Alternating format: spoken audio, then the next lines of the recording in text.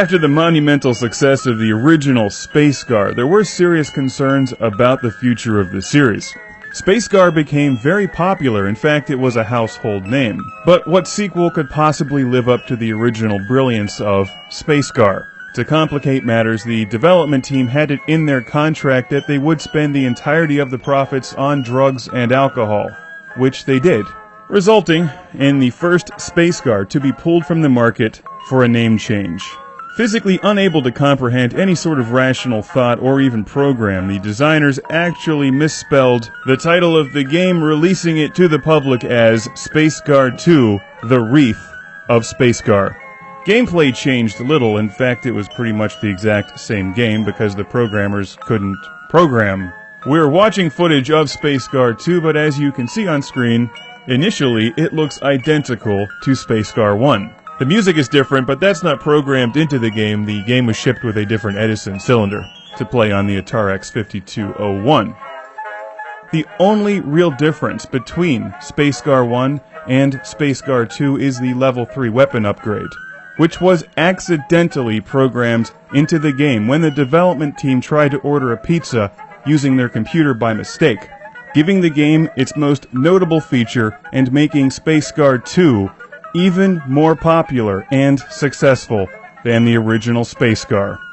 The level 3 weapon upgrade gave it a marketable title, launching it into international success, doubling its audience and launching a series of poorly produced popular cartoons. When you reach level 3, you equip Space GAR with its new weapon, the bow.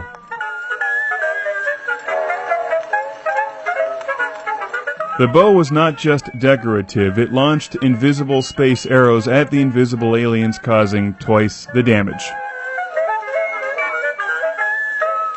How they improved upon the already perfect Space GAR is it's beyond me. I mean, it's amazing. You've got to play it to see for yourself. Even though the Atareks 5201 only has one button, depending on what you say to it, it will either fire the standard weapon or fire the Space GAR bow, which of course takes longer to reload. Space GAR 2: The Wreath of Space GAR was quickly pulled from the shelves, retitled Ms. Space GAR, and launched again with a huge international media campaign, making it one of the most successful video games in history. So if you can find one of the original ones entitled The Wreath of Space GAR, I hear that it's worth at least 5 yen.